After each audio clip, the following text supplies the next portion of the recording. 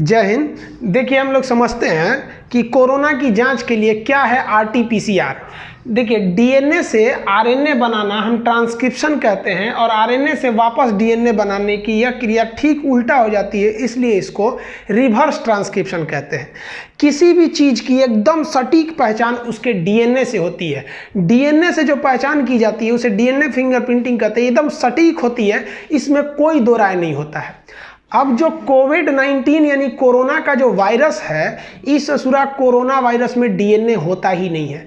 अब बताइए, एक तो ये घातक बीमारी, दूसरा इसकी पहचान करने के लिए जो मेन सोर्स था डीएनए, वो इसमें होता ही नहीं है। इसमें तो आरएनए होता है, कोरोना वायरस में आरएनए होता है। कोरोना वायरस का आप शक्ल देखिएगा तो कोरोना वायरस के बाहर लगे होते हैं स्पाइक प्रोटीन। ये बाहर इसको स्पाइक प्रोटीन जो होते हैं ये इसको पकड़ने में मदद करते हैं, और इसके अंदर जो होता है इसका जेनेटिक मटेरियल यानी जेनेटिक इंफॉर्मेशन ले जाने वाला आरएनए होता है।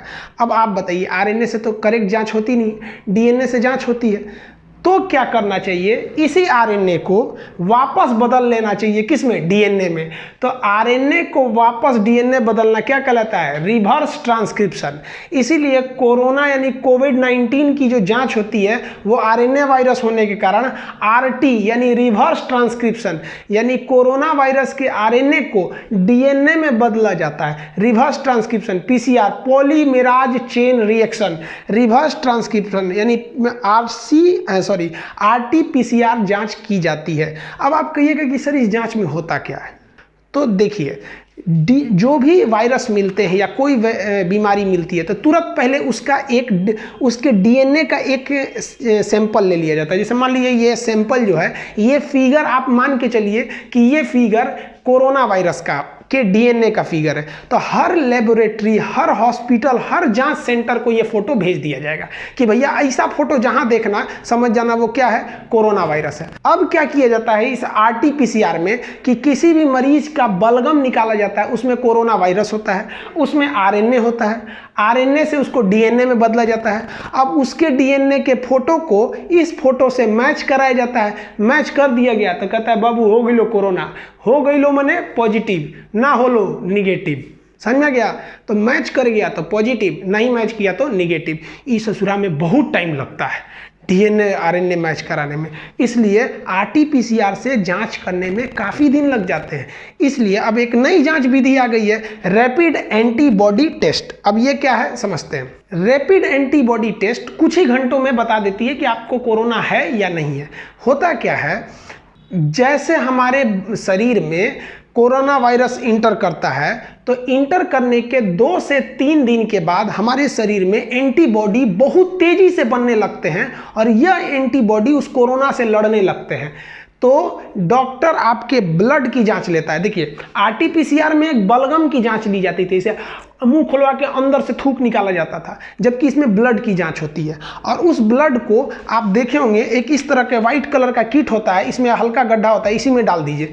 अब उसमें एक केमिकल होता है, वो यह पहचान करता है कि आपके ब्लड में एंटीबॉडी बहुत तेजी से तो नहीं बन रहे हैं। अगर तेजी से बन रहे हैं इसका मतलब आपका शरीर उस कोरोना वायरस से लड़ने की कोशिश कर रहा है, यानी आप कोरोना पीड़ित हैं।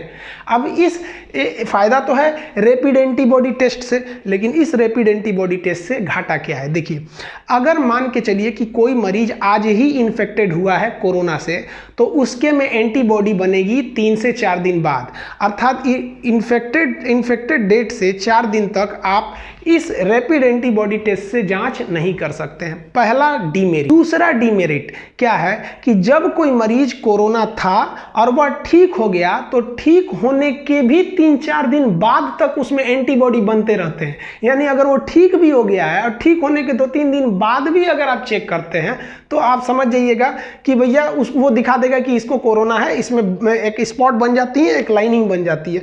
तो इसके यही 2 लॉस हैं। हाँ, लेकिन इसमें प्रॉफिट ज़्यादा है कि जैसे मान लीजिए किसी में सिम्टोमेटिक लक्षण दिख रहे हैं, उसे खांसी हो रही है, सूखी खांसी है, बुखार है, ये है, तो आप आरटी-पीसीआर से करेंगे तो टाइम लगेगा 2 दिन।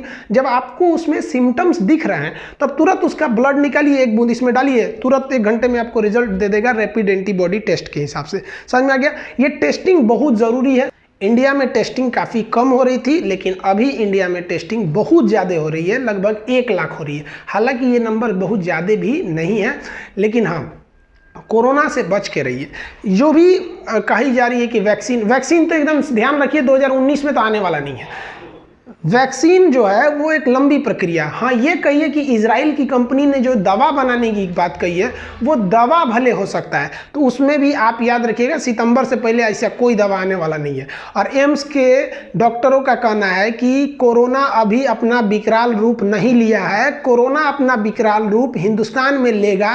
ये जून के फर्स्ट सप्ताह से एकदम खतरनाक रूप लेगा और इसे 2 लाख के पार लेके चला जाएगा। ये एम्स के डॉक्टरों की राय है, मेरी अपनी राय नहीं है, हम कोई डॉक्टर नहीं है। आप समझ गए होंगे ये दोनों प्रकार के टेस्ट के बारे में। आप चाहें तो इसका एक स्क्रीनशॉट लीजिए, फिर अगले चैप्टर में हम लोग आगे समझते हैं।